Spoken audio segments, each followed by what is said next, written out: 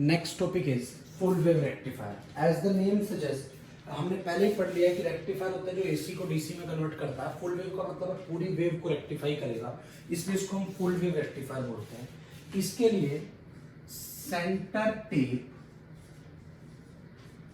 Step down transformer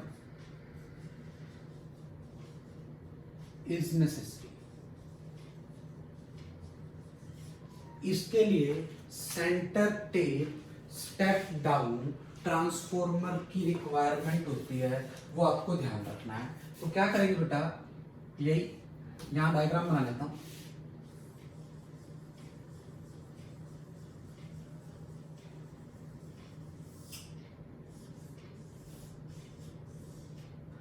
यहां पर हमने एसी इनपुट दी। अब बेटा पहली बात है स्टेप डाउन ट्रांसफॉर्मर चाहिए। स्टेप डाउन का मतलब है प्राइमरी टर्न्स ज्यादा होने चाहिए, सेकेंडरी टर्न्स कम होने चाहिए। ये सेम कोर पे यहां पे सेकेंडरी टर्न्स कम होने चाहिए। क्लियर सा डिफरेंस आपको दिखना चाहिए, दिख गया। यहां पे हम एक डायोड लगाएंगे, एक डायोड यहां लगाएंगे, दो डायोड इसके अंदर रिक्वायरमेंट होती है, ठीक है। अब सेंटर टेप क्यों चाहिए, उसका मतलब ये है कि यहां जो आउटपुट लेते हैं वो रेजिस्टेंस हम यहां पे लगाते हैं, वो RL ऐसे होता है, इसके अक्रॉस आउटपुट ली जाती है। कुछ बुक में तो बेटा यहां लगा देते हैं, कुछ में यहां से और इन दोनों के बीच में अलग से बना के लगाया हुआ होता है। एक ही बात है, पॉइंट्स अलग अलग हैं। सेंटर टेप का मतलब है यहाँ पे एक वायर होनी चाहिए। आपने कुछ ट्रांसफार्मर ऐसे देखे होंगे, एक में तो दो वायर है, जैसे पिछले वाले केस में हाफ वेव रेक्टिफायर में सेंटर टेप ट्रांसफार्मर की रिक्वायरमेंट नहीं थी, स्टेप डाउन तो चाहिए ही था। पर इसमें सेंटर टेप इसलिए चाहिए क्योंकि आउटपुट में यहाँ लूंगा, यहाँ नहीं ले सकता। यहाँ लूंगा तो एक से डायरेक्शन इधर आएगी, दूसरे से डायरेक्शन इधर आने की कोशिश करेगी, डायरेक्शन अलग हो जाएगी, डायरेक्शन अलग हो जाएगी, तो इसलिए वहां आउटपुट नहीं ले पाऊंगा। या एक उसमें दिक्कत और भी आती है, एक फॉरवर्ड होगा दूसरा रिवर्स होगा, तो इधर करंट कभी आ ही नहीं पाएगा। इसीलिए यहाँ पर हम इसमें आउटपुट लेते हैं, लोड रेजिस्टेंस यहाँ पर लगाते हैं। मैं मान लेता हूँ कि इस पॉइंट का नाम स्मॉल ए, बी, सी, डी, इसका नाम ई रख दिया, इसका नाम एफ रख दिया। ये मैंने ऐसे नेमिंग कर दी एक बार। ये आपको ये दो डायोड है बेटा, एक डायोड D1, एक डायोड D2। ये फुल वेव रेक्टिफायर का सर्किट डायग्राम है। Step down centre tap transformer की रिक्वायरमेंट है, एसी इनपुट है, दो डायोड दे रहे हैं, लोड रेजिस्टेंस के पास हम आउटपुट ले रहे हैं। अब देखते हैं what will happen during positive half cycle. During positive half cycle, अब अगर मैं पॉजिटिव हाफ साइकिल की बात करूं तो बेटा मुझे ये पता है पॉजिटिव हाफ साइकिल आने का मतलब है इसमें सेल्फ इंडक्शन होगी, तो यहाँ पॉजिटिव या नेगेटिव, फिर इसमें और इसमें म्यूचुअल इंडक्शन होगी, यहाँ प्लस का आ जाएगा और यहाँ माइनस आ जाएगा। समझ आ रही है? इस साइड पे यहाँ पॉजिटिव आ जाएगा और यहाँ माइनस आ जाएगा। तो पॉजिटिव हाफ साइकिल में D1 का P पॉजिटिव से कनेक्ट है, N नेगेटिव से कनेक्ट है, बट D2 का P नेगेटिव से कनेक्ट है, N पॉजिटिव से कनेक्ट है। तो D1 diode will be forward biased and D2 diode will be reverse biased. D1 forward bias होगा और D2 क्या होगा, reverse bias होगा। यहां से D1 will conduct and D2 will not conduct।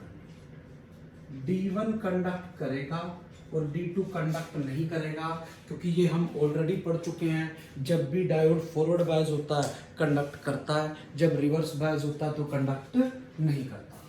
तो current will flow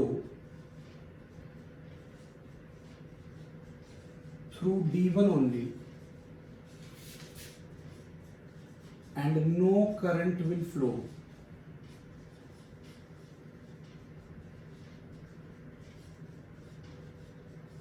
through D2। D2 से कोई भी करंट फ्लो नहीं करेगा, खाली D1 से करंट फ्लो करेगा। मतलब अब जो करंट चलेगा, ये अभी मैं पॉजिटिव हाफ साइकिल को ब्लैक पेन से लिख रहा हूं, तो इधर से आएगा ऐसे, ऐसे, ये तो रिवर्स हो गया, हम ऑलरेडी पढ़ चुके हैं। फॉरवर्ड में हम अगर ये आइडियल डायोड है, इसको वायर मान लेते हैं, इसको ओपन कर दूंगा क्योंकि ये रिवर्स हो गया, तो इधर करंट आएगा ही नहीं, अब करंट इधर आएगा। ठीक है, तो डायरेक्शन ऑफ करंट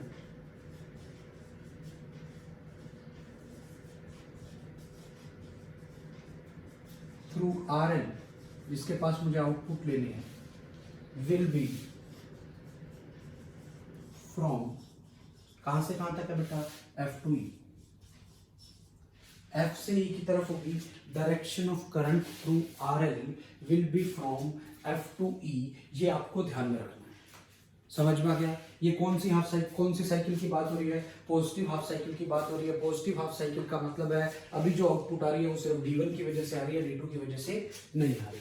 अब मैं क्या करता हूं, अब मैं लिख देता हूं ड्यूरिंग नेगेटिव हाफ साइकिल,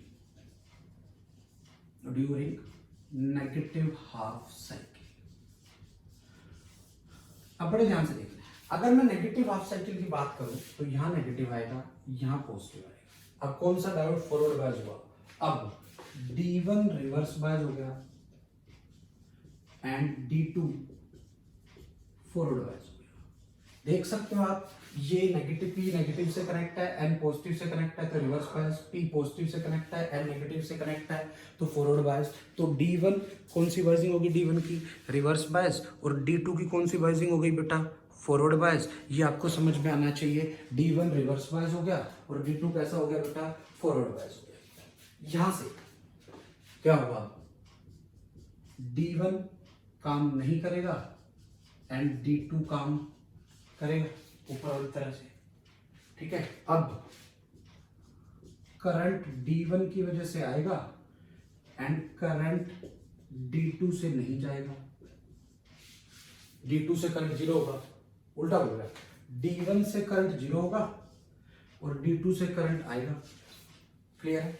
उल्टा होगा ना, क्योंकि जो फॉरवर्ड होगा उससे करंट आएगा, उससे नहीं आएगा। अब मतलब अब करंट यहां से चलेगा ऐसे ऐसे ऐसे, इधर जा नहीं सकता क्योंकि ये ओपन हो गया, तो यहां से इधर, यहां से इधर, यहां से इधर। यहां पे सेम पॉइंट आ गया। द डायरेक्शन ऑफ करंट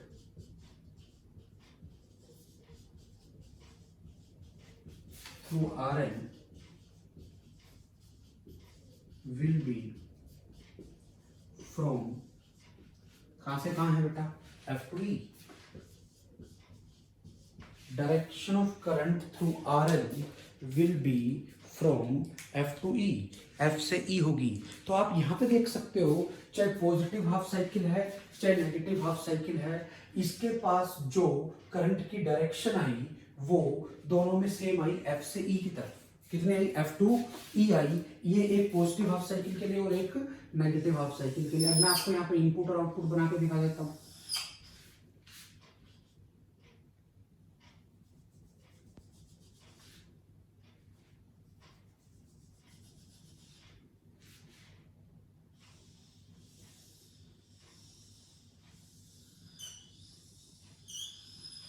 ये मैंने मान लिया बेटा इनपुट है, ठीक है, इधर V इनपुट और टाइम में ग्राफ बनाया, ये प्लस V नोट, ये माइनस V, एक प्लस V नोट और एक माइनस V नोट। क्यों?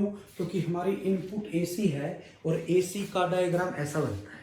क्लियर है? अब अगर मैं आउटपुट बनाऊं, अगर मैं यहां पर आउटपुट बनाऊं टाइम के साथ,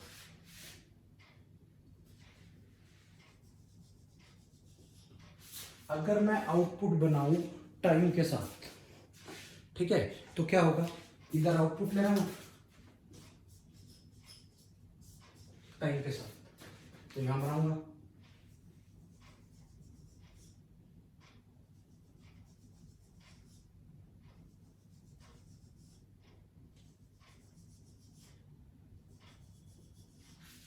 ठीक है। देखते हैं आउटपुट ऐसे बनता है। पॉजिटिव हाफ साइकिल में भी डायरेक्शन यही है, नेगेटिव में भी वही है, पॉजिटिव में भी यही है, नेगेटिव में भी वही है। क्यों? क्योंकि अब डायरेक्शन सेम होनी चाहिए, इसलिए ये डीसी है। ये मेरी आउटपुट आ गई, आउटपुट डीसी है और इनपुट क्या थी बेटा? एसी। अब एक बार फ्रीक्वेंसी वाला फंडा समझ लेते हैं यहां से कि फ्रीक्वेंसी का क्या कंसेप्ट है। देखो यहाँ एक साइकिल पूरी होगी, दोबारा एक साइकिल आ गई, फिर दोबारा शुरू हो रही है। मतलब अगर यहाँ फ्रीक्वेंसी में न्यू ले रहा हूँ तो जितने में यहाँ पर ये वाली एक साइकिल कंप्लीट हो रही है, जितने में यहाँ पर एक बार ये चीज कंप्लीट हो रही है, इतने में ये चीज 2 बार रिपीट हो गई, तो इसकी फ्रीक्वेंसी कितनी हो गई? 2 न्यू। ध्यान रखना है फुल वेव रेक्टिफायर के अंदर अगर इनपुट की फ्रीक्वेंसी न्यू है तो आउटपुट की फ्रीक्वेंसी 2 न्यू होती है, बट हाफ वेव रेक्टिफायर के अंदर अगर इनपुट की फ्रीक्वेंसी न्यू है तो आउटपुट की फ्रीक्वेंसी भी न्यू होती है। ये भी एनसीईआरटी की लैंग्वेज है बेटा। एनसीईआरटी के एक्सरसाइज का क्वेश्चन है कि इनपुट की फ्रीक्वेंसी हाफ वेव रेक्टिफायर में 50 हर्ट्ज है तो आउटपुट की भी 50 होगी। इनपुट की फ्रीक्वेंसी फुल वेव रेक्टिफायर में 50 हर्ट्ज है तो आउटपुट की 100 हर्ट्ज होगी। ये आपको ध्यान रखना है। Is output pure DC? No, it is a pulsating DC जिसकी वैल्यू बार बार वेरी कर रही है। Means output is not pure DC, it has some component of AC in it. Full wave rectifier में अभी हमने देख लिया the output of FWR, that is full wave rectifier, is not pure DC. It has some component of AC in it. That is, it has some ripples. इसमें कुछ ना कुछ क्या होंगे बेटा? रिपल्स। अब बड़े ध्यान से यहाँ पर एक टाइम पे एक ही डायोड यूज हो रहा है। D1 फॉरवर्ड था तो D2 रिवर्स हो गया था, D2 फॉरवर्ड था तो D1 रिवर्स हो गया था। समझ आ रही है मैं क्या कह रहा हूँ? तो डायोड का एक ही रेजिस्टेंस यूज होगा, forward resistance, that is RF। तो अगर मैं वही I नोट की वैल्यू रख दूं VM by RF plus RL, वो जैसे पिछले केस में था। अगर मैं इनपुट की बात करूं, किसकी बात कर रहा हूं बेटा? इनपुट की। इनपुट के लिए करंट की इक्वेशन आएगी I naught sine omega T, क्योंकि ऐसे। और अगर मैं आउटपुट के लिए बात करूं, अब आउटपुट वैसी नहीं आ रही थी, तो आउटपुट के लिए करंट की इक्वेशन क्या आएगी बेटा? I naught sine omega t for T0 to pi by omega half cycle में। अगले में जो नेगेटिव था वो नेगेटिव की जगह पॉजिटिव हो गया, मतलब उल्टा हो गया। 4T 0 से पाई बाय ओमेगा। ये आपको ध्यान रखना है। ये साइन आउटपुट का ये ग्राफ बिल्कुल सेम लाइन पर। आउटपुट की बात करूं फुल वेव रेक्टिफायर की, अगर मुझे आरएमएस वैल्यू निकालनी है वो आएगी I नोट बाय रूट 2, ये आई आरएमएस आउटपुट की है। एवरेज वैल्यू निकालनी है आउटपुट की, वो आएगी 2 बाई पाई आई नोट जो थी।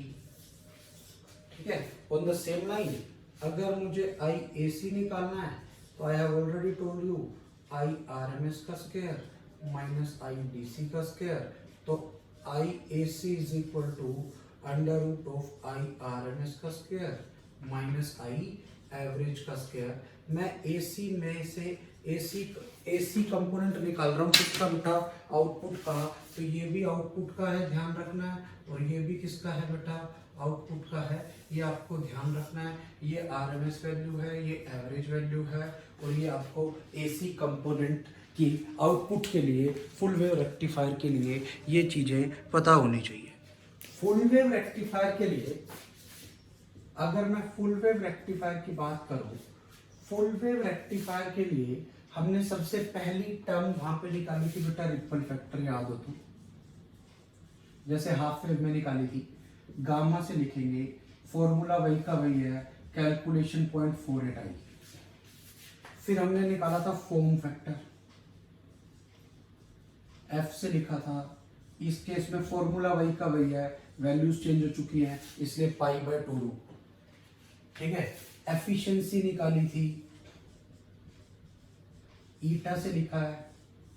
इसमें एफिशिएंसी डबल आ रही है। हाफ वेव में आधी वेव आउटपुट आ रही थी, सेकंड हाफ वाली आउटपुट नहीं आ रही थी, इसमें दोनों आ रही हैं, इसलिए ये हो गया बेटा double 81.2 by 1 plus RF by RL। Efficiency उससे डबल है। वही अगर आर एफ आर एल से बहुत छोटा है तो 81.2% मैक्सिमम, अगर आर एफ आर एल बराबर है तो 40.6%। वो आप जो पहले पिछले केस में देख चुके हैं वैसे की वैसे। इसमें ध्यान रखना है आउटपुट की frequency double of frequency of input आती है फुल वेव रेक्टिफायर में, ये चीज आपको ध्यान रखनी है। हाफ वेव रेक्टिफायर में सेंटर टेप ट्रांसफार्मर की रिक्वायरमेंट नहीं थी, फुल वेव रेक्टिफायर में सेंटर टेप ट्रांसफार्मर की रिक्वायरमेंट हमें होती है। Next is bridge wave rectifier. As the name suggest bridge wave, bridge wave का मतलब है कुछ व्हीटस्टोन ब्रिज से रिलेटेड होगा, व्हीटस्टोन ब्रिज जैसा डायग्राम बन रहा होगा, इसलिए इसको ब्रिज वेव रेक्टिफायर बोलते हैं। अगर मैं इसका डायग्राम बनाऊं तो मेरे पास कुछ ऐसा डायग्राम बनता है।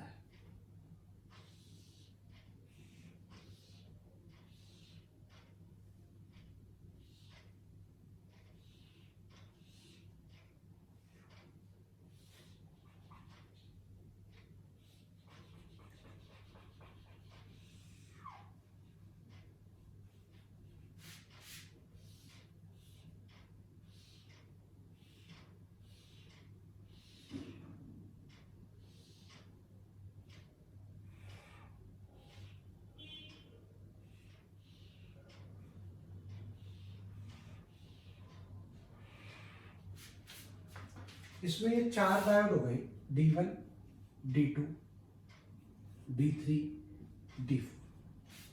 ठीक है, इसके अक्रॉस हम आउटपुट लेते हैं, ये लोड रेजिस्टेंस है। अब इन दोनों टर्मिनल में हम इनपुट लगाएंगे। यहाँ पे हमारा इनपुट एसी होता है, हम यहाँ पर इनपुट एसी अप्लाई करते हैं, चाहे वो ट्रांसफॉर्मर से करें चाहे डायरेक्ट करें। ठीक है, transformer is not necessary. Half wave में भी ट्रांसफॉर्मर की रिक्वायरमेंट नहीं थी, transformer is not necessary. Transformer की रिक्वायरमेंट इस केस में भी तभी होगी जब इनपुट एसी की वोल्टेज ज्यादा हो, क्योंकि डायोड तो 20-40 वोल्ट पे, 20 से 40 वोल्ट पे ब्रेक डाउन हो जाता है। अगर input 240 volt, 220 volt, 150 volt, 100 volt ऐसी है तो ट्रांसफॉर्मर चाहिए, इसमें भी चाहिए और उसमें भी चाहिए। वैसे कोई जरूरत नहीं है, बट फुल वेव में तो वैसे भी जरूरत है, क्योंकि सेंटर टेप चाहिए बीच में, उसके अक्रॉस मुझे आउटपुट लेने के लिए वहां चाहिए होता है। ये समझ में आया मैंने क्या किया है? अब मान लो ट्रांसफार्मर लगा भी रखा हो चाहे ना भी लगा रखा हो, कोई रिक्वायरमेंट नहीं है, पर वही बता दिया मैंने आपको, जब ज्यादा वोल्टेज हो तभी रिक्वायरमेंट है। अब क्या होगा देखो, मान लो during positive half cycle, positive half cycle की अगर मैं बात करूं, मान लो ऊपर प्लस आ गया नीचे माइनस आ गया, तो आप देखो कौन कौन सा डायोड फॉरवर्ड बायस हुआ है, D2 हुआ और एक ये नेगेटिव है ना, एक D3 हुआ, तो अब करंट ऐसे आ गया D2 से D3। During positive half cycle D2 D3 forward wise हो गए और D1 D4 रिवर्स वाइज हो गए। हमें क्लियर है? अब करंट कैसे चलेगा, इधर से ऐसे, ऐसे पॉजिटिव टर्मिनल से निकलेगा ऐसे, फिर ऐसे, फिर इधर, फिर इधर, फिर नेगेटिव से, जैसे घूमता वैसे घूम जाएगा, तो करंट आएगा। Current through RL will be from B to A। Clear? अब ऑन द सेम लाइन अगर मैं कहूं ड्यूरिंग नेगेटिव हाफ साइकिल की बात,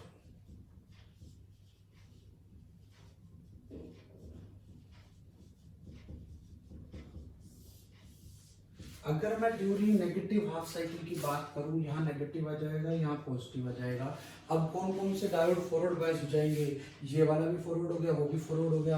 अब D1 D4 फॉरवर्ड बायस होंगे और D2 D4 रिवर्स बायस होंगे। ठीक है, अब जो करंट चलेगा पॉजिटिव से यहां से ऐसे, फिर इधर, अब इधर, कलर चेंज कर दिया मैंने, आप देख सकते हो। अब करंट आएगा, current through RL will be from B to A। अब आप देखो, चाहे ड्यूरिंग पॉजिटिव हाफ साइकिल है चाहे ड्यूरिंग नेगेटिव हाफ साइकिल है, आपको आउटपुट मिल रही है और करंट की डायरेक्शन दोनों में क्या है बेटा, सेम है। इसीलिए output of bridge wave rectifier is same as full wave rectifier. सारे फॉर्मूले सेम होंगे। जहां पर एक डायोड का रेजिस्टेंस यूज हो रहा है आरएफ, वहां पे आरएफ की जगह 2RF यूज हो जाएगा बस। क्यों? क्योंकि एक डायोड की वजह से आउटपुट नहीं आ रही है, आउटपुट 2 डायोड की वजह से आ रही है, इसलिए वहां 2RF हो जाता है। बाकी सारी चीजें सेम की सेम है। ब्रिज वेव रेक्टिफायर की आउटपुट सेम होती है किसके वाली, फुल वेव रेक्टिफायर वाली। तो जो रिजल्ट आप फुल वेव रेक्टिफायर में पढ़ चुके हो वही के वही रिजल्ट आपको ब्रिज वेव रेक्टिफायर में पढ़ने पड़ेंगे। हम मान लें अगर आइडियल डायोड है तो आरएफ की तो यूज ही नहीं है, आरएफ तो 0 हो जाएगा। अब जैसे फुल वेव रेक्टिफायर में हमने पढ़ा फ्रीक्वेंसी आउटपुट की इनपुट से डबल होती है, ब्रिज वेव में भी वही है। Bridge wave is same as full wave rectifier. बस ध्यान क्या रखना है, फुल वेव रेक्टिफायर में एक टाइम में एक डायोड की वजह से आउटपुट आती है, इसमें दो डायोड की वजह से आउटपुट आती है। ये डिफरेंस दोनों में होता है। As we have seen that as output of a rectifier, चाहे हाफ वेव है, चाहे फुल वेव है, चाहे ब्रिज वेव है, is not pure DC. It has some component. So to filter out the AC and DC component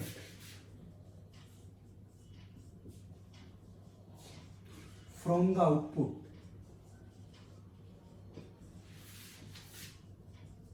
we will use कौन सा circuit बेटा, filter circuit.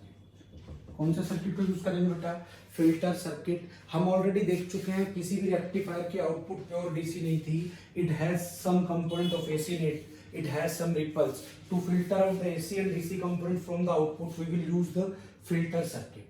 तो सबसे important filter circuit होता है capacitor. Capacitor is used as the filter circuit. और भी कई टाइप के फिल्टर आते हैं, पाई फिल्टर, ठीक है, टी फिल्टर, एल फिल्टर, दो टाइप के फिल्टर आते हैं। आपको ध्यान रखना है capacitor is used as the filter circuit. क्यों, क्या प्रॉपर्टी है, हम एसी चैप्टर में पढ़ते हैं एक्स इक्वल टू 1/ωc।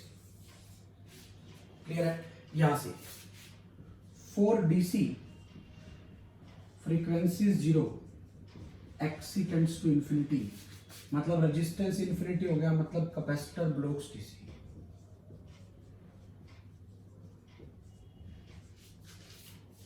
ठीक है? For AC frequency is not 0 but finite, तो XC is finite, so AC can pass through capacitor with some opposition.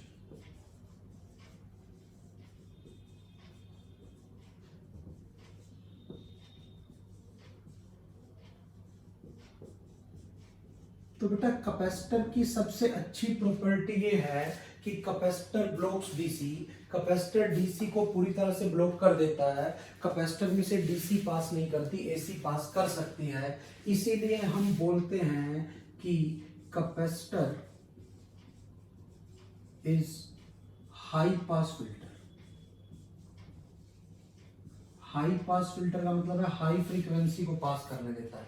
Inductor में उल्टा होता है। अगर मैं इंडक्टर की बात करता उसमें हम एक्सएल लिखते हैं, वो 2π/μL होता है। Inductor is low pass filter. Inductor कैसा फिल्टर है बेटा, inductor is low pass filter.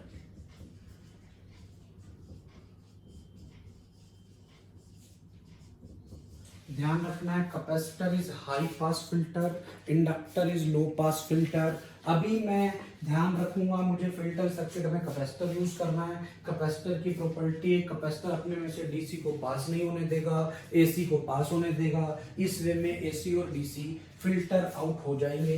तो अभी हम ये देखेंगे कि कैसे हम रेक्टिफायर की आउटपुट के बाद फिल्टर सर्किट लगाकर एसी और डीसी कंपोनेंट को अलग अलग कर सकते हैं। हम फिल्टर सर्किट का कैसे यूज करते हैं देखते हैं। ये मान लो मेरे पास एक रेक्टिफायर है, हाफ वेव, फुल वेव और ब्रिज वेव कोई भी है। इस पे इनपुट एसी दी तो मेरे पास आउटपुट आई। हम ऑलरेडी देख चुके हैं output is not pure DC, it has some component of AC in it. तो इसमें एसी प्लस डीसी दोनों आउटपुट आ गई। अब अगर मैं यहां से यहां पर एक कैपेसिटर लगाऊं और साथ में एक रेजिस्टेंस लगाऊं, बता दूंगा रेजिस्टेंस भी क्यों लगाना है, और यहां जो आउटपुट ले लूं, फाइनल आउटपुट, फिल्टर्ड आउटपुट बोलना चाहिए इसे मुझे, तो यहां फिल्टर्ड आउटपुट। तो देखते हैं कैसे क्या होता है इसके अंदर, बड़े ध्यान से। यहां पर जो आउटपुट थी वो ऐसी थी, इसमें एसी प्लस डीसी आया, ये कैपेसिटर है। कैपेसिटर अपने में से किसको पास करने देगा, एसी को पास करने देगा। हम पढ़ चुके हैं XC इक्वल टू 1/ω/c, ठीक है। अब दिस इज 1/2π/UC। यहां से देखना, for low frequency AC, low frequency के लिए, फ्रीक्वेंसी कम है, XC ज्यादा होगा, ठीक है। तो ये उसका ज्यादा अपोज करेगा। For high frequency, high frequency वाली जो वेव जा रही होगी या जो करंट जा रहा होगा, उसके लिए XC लो होगा, तो इजीली पास कर जाएगी उसमें से, ठीक है। तो ये क्या करेगा, यहां से एसी प्लस डीसी आया, मिक्स फ्रीक्वेंसी थी, तो ये कौन सी को अपने में से इजीली पास कर देगा, करने देगा, इधर से, क्यों, क्योंकि लो हाई फ्रीक्वेंसी वाले को पास करने देगा। तो यहां से हाई फ्रीक्वेंसी एसी इधर आ गई, इसमें से पास करने दी, और इधर क्या चला गया, इधर चला गया बेटा low frequency AC plus DC, low frequency AC और डीसी इधर से चला गया। अब ये इसमें से जाएगा, इसमें से, और ये साथ साथ जो यहां जाएगी वही यहां पे आउटपुट आ जाएगी। इस तरह से कैपेसिटर ने फिल्टर आउट कर दिया। रेजिस्टेंस क्यों लगाया, अगर कैपेसिटर एक बार फुल्ली चार्ज हो गया तो उसके बाद कैपेसिटर काम करना बंद कर देगा, इसलिए कैपेसिटर को साथ साथ डिस्चार्ज करने के लिए हमें साथ में रेजिस्टेंस लगाना पड़ता है, ताकि ये कैपेसिटर डिस्चार्ज भी होता रहे। तो इन शॉर्ट ये हुई, ये तो आउटपुट ऐसी थी। फिल्टर्ड आउटपुट कैसी मिलेगी, बड़े ध्यान से, शुरू में तो देखो एक्चुअली में मेरे पास ऐसी थी, मान लो मेरे पास ये वाली आउटपुट थी, ठीक है। अब क्या हुआ, ध्यान से समझना, इस केस में पहले ये ऐसे हुआ, फिर ऑलमोस्ट ऐसी चलती, मैं बोल रहा हूं आपको, क्या देख लो, अभी लगभग प्योर डीसी जैसी हो गई, थोड़ा बहुत वेरिएशन है। तो लो फ्रीक्वेंसी एसी बीच में मिक्स है, कौन सी एसी बीच में मिक्स है, लो फ्रीक्वेंसी। तो फिल्टर्ड एसी हमें ऐसे मिलती है, इस वे में हम कैपेसिटर को as a filter circuit use करते हैं। अदर देन कैपेसिटर भी हम कई सारी चीजों को फिल्टर में यूज कर सकते हैं, वो भी देख ले। अगला फिल्टर है LC circuit as filter circuit. अब एल और सी मैंने ले लिया, मैं ये आउटपुट ऑफ रेक्टिफायर है। अब अगर मैं इधर से बात करूं, इंडक्टर में से क्या चीज इजीली पास करती है, इंडक्टर में से लो फ्रीक्वेंसी एसी और डीसी इजीली पास करती है। तो यहां से जो पास करके चला गया वो DC plus low frequency AC है, हाई फ्रीक्वेंसी एसी को इसने पहले रख दिया। यहां पर जो मेरा आया वो आया DC plus low frequency AC है। अब क्या होगा, एसी डीसी कैपेसिटर तो ब्लॉक ही कर देगा, तो इधर क्या जाएगा, लो फ्रीक्वेंसी एसी, और इधर क्या जाएगा, इधर जाएगा DC plus very low AC, और भी कम कर देगा इधर, क्योंकि इसमें से लो इधर चला गया, वेरी लो इधर। तो बेटा यहां मेरे पास रेजिस्टेंस के पास आउटपुट आ गई, वही फिल्टर आउटपुट जैसी पहली आई थी वैसे ही मिल जाएगी। समझ में आ रहा है बिल्कुल मैं क्या कह रहा हूं, ठीक है। ये कौन सा एलसी सर्किट, एलसी सर्किट ऐसे ही आता है बेटा पाई फिल्टर। पाई फिल्टर में क्या होता है, पाई फिल्टर में क्या होता है, पहले एक कैपेसिटर, फिर एक इंडक्टर, फिर एक कैपेसिटर, और फिर यहां आरएल, और फिर इसके करो सम आउटपुट। बिल्कुल सेम लाइन पर, बिल्कुल सेम लाइन पर क्या कैसे होगा कैसे नहीं होगा, आप कैपेसिटर इंडक्टर की प्रॉपर्टी पता होनी चाहिए। इसको कौन सा फिल्टर बोलते हैं बेटा, पाई फिल्टर। पाई क्यों है, क्योंकि इसकी शेप पाई शेप जैसी आ रही है। ये आपको समझ में आना चाहिए कि फिल्टर सर्किट का ये काम होता है। Filter circuit lowers the ripple factor, filter circuit ripple factor को कम कर देता है। मतलब एसी और डीसी के कंपोनेंट्स को अलग अलग, मतलब उसमें क्या एसी के कंपोनेंट को कम कर रहा है, हम प्योर डीसी बनाने की कोशिश कर रहे हैं, इसलिए filter circuit lowers the ripple factor, ध्यान रखना।